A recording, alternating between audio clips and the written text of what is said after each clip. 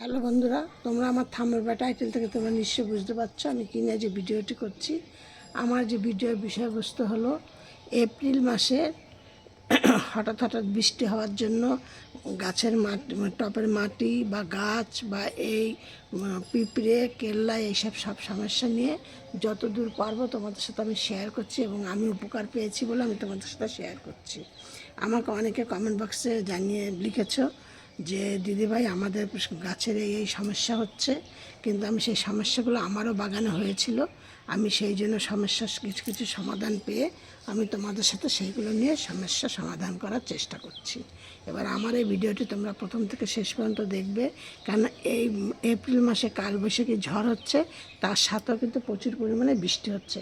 কাল যেমন আমাদের এখানে এত ঝড় হয়েছিল, ঝড়ের সাথে সাথে আবার এমন বৃষ্টি হচ্ছে, দেখো আমার বাগানের অবস্থা। ছাদে তাও ঝাড় দিলাম, কিছুটা ঝাড় দিতেও পারছি না। এই না যে তোমাদের সাথে আমি যেটা শেয়ার করব, আমার এই ভিডিওটি প্রথম থেকে শেষ পর্যন্ত মনোযোগ সহকারে দেখো, একটুকু স্কিপ করো না। এবার স্কিপ করলে অনেক কিছু বুঝতে পারবে না, জানতে পারবে না।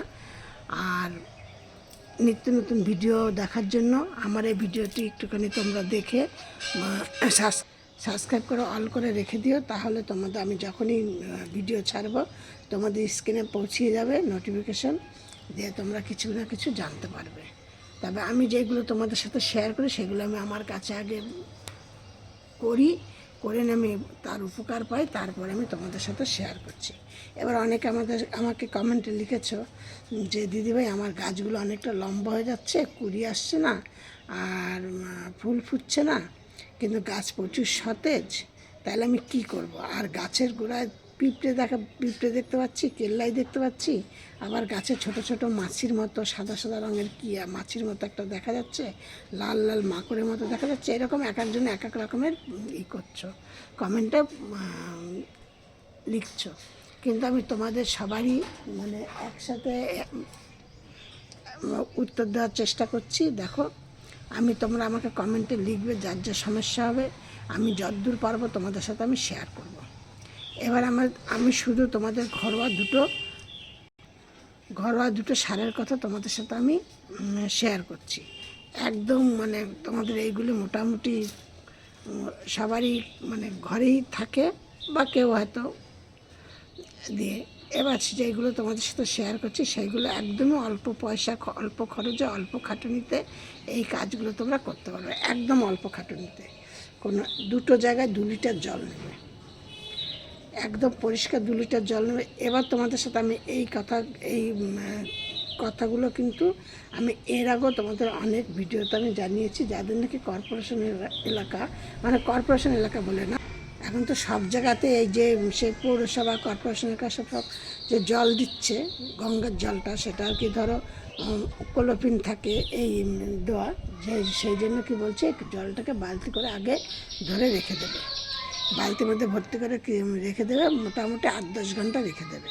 দেওয়ার পরে তারপরে সেই জলটাকে নেবে, নিয়ে এবার তোমরা দুটো জায়গায় 1 লিটার 2 লিটার জল নিলে, 2 লিটার জল নিয়ে তারপর তার মধ্যে কী করলে, কিছুটা ফিটকারি নিয়ে এলে, ধরো বাজার থেকে একটা ফিটকারি 5 টাকা কি 10 টাকার একটা ফিটকারি কিনে নিয়ে এলে, যে কোনো মুদিখানার দোকানে, যে কোনো দোকানে মোটামুটি পাওয়া যায় আর কি এগুলি, দিয়ে নিয়ে এসে তারপর সেইটাকে কিছুটা 1 চামচের মতো কিছুটা নিয়ে নিলে, নিয়ে ফিটকারি কিন্তু একটা দলা মতো থাকে, সেটাতে ভেঙে কিছুটা নিলে, অথবা করলে ওই চাকাটা কিছুটা ইত্যুপাতের অল্প কিছু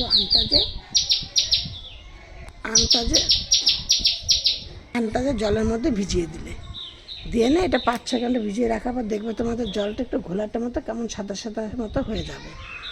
দিয়ে আর একটা জায়গার মধ্যে তোমরা কি ভিজাবে, তোমাদের যে চুন, যে পান খাওয়ার চুনগুলো যেগুলো, সেই চুন 1 চামচ ভিজিয়ে দিলে, একদম 1 চামচই চুনটা নেবে, তার বেশিও নেবে না, কমও নেবে না, ওই 1 লিটার জলের জন্য নিয়ে এবার এইটাও তোমরা 2-3 ঘন্টা ভিজিয়ে রাখলে, রেখে দুটো জলটাকে একসাথে করে নিয়ে তার মধ্যে আবার কিছুটা 1 লিটার সাদা প্লেন জল মিশালে, তাহলে 3 লিটার জল হলো। এবার এই 3 লিটার জলটাকে তোমরা গাছে সমান ভাগে ভাগ করে দিলে।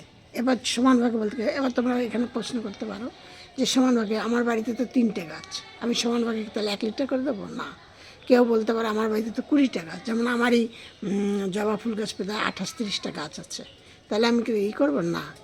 তোমরা ওই যে বিয়েবাড়ির যে গ্লাসগুলো থাকে জল খাওয়ার, ওই গ্লাসগুলোর 250 ml যে গ্লাসগুলো, ওই গ্লাসগুলো মেপে মেপে 1 গ্লাস করে প্রত্যেকটা গাছের গোড়া দিয়ে দেবে।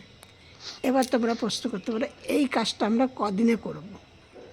তোমরা এই কাজটা মোটামুটি মাসে 1বার করে করবে। শুধু তোমরা এটা করে দেখো, প্রত্যেকটা গাছ ভর্তি তোমরা কুড়ি পাবে। দেখো আমি তোমাদের একদম হাতে হাতে, এবার যেই গাছে ধরো তোমাদের কুড়ি আসছে না, ফুল ফুটছে না, সেই গাছেও কিন্তু তোমরা এই করার পরে কুড়ি পাবে, ফুল পাবে। একদম একদম ছোট থেকে তোমরা ছোট বড় গাছ সব, এবার 10 ইঞ্চি টবে যদি তোমরা অতটা জল দাও তাহলে তো তোমাদের হবে না, 4 ইঞ্চি টবে যাও অতটা জল দিলে না, সেটা তোমরা বুঝে দেবো আর কি। 4 ইঞ্চি 10 ইঞ্চিতে যদি 250 ml জল দাও তাহলে একটা 4 ইঞ্চি টবে কতটা দেবে, এটা তোমরা বুঝে বুঝে তোমরা দেবে। আর গাছের গোড়া কখনই ভেজা ভেজা রাখবে না, ভেজা ভেজা রাখলে কিন্তু গাছের শেকড়ের প্রবলেম হয়, প্রবলেম হলে কিন্তু তোমাদের গাছ অটোমেটিক ধীরে ধীরে মারা যাবে। এই জন্য আর জবা ফুল গাছ কিন্তু তোমাদের যেইখানে যেমন রোদ পড়ে, সেই রোদ প্রচণ্ড হারে রোদ যেখানে পাবা সেইখানে রাখার চেষ্টা করবে। দেখবে তোমাদের গাছ এমনি অটোমেটিক তোমাদের ফুল গুড়ি গাছ সতেজ সব থাকবে। শুধু তোমরা এই কাজগুলি করো। আর মাসে 1 দিন করে কিন্তু তোমরা গাছকে স্প্রে করতে ভুলবে না। আমি কোনো মানে আমার দেখবো অনেক ভিডিওতে আছে, আমি কোনো রাসায়নিক সার পছন্দ করি না। আমি শুধু সে গাছে আমি কী দিই, কী দিয়ে স্প্রে করি, আমি নিম পাতা থেতো করি, করে সেই জলটাকে নেই, আর ডাল দেওয়া জল নেই, নিয়ে এই জলটার মধ্যে আবার কিছুটা সাদা জল মিশিয়ে নিয়ে সেই জলটাতে আমি স্প্রে করি। এবং সেই জলটা কিন্তু প্রত্যেকটা গাছের জন্য আমি স্প্রে করি। সব গাছে আমি একই ধরনের জিনিস আমি স্প্রে করি। দেখো আমার গাছে কত ফুল রয়েছে। শুধু আমি এই খাবারগুলি তোমরা দাও। আর সব ভিডিওর মতো তোমাদেরকে আজকে বলছি, তোমরা সব ভালো থাকো, সুস্থ থাকো। আর আমার এই ভিডিওটি দেখবে, দেখে একটা লাইক কমেন্ট শেয়ার করো।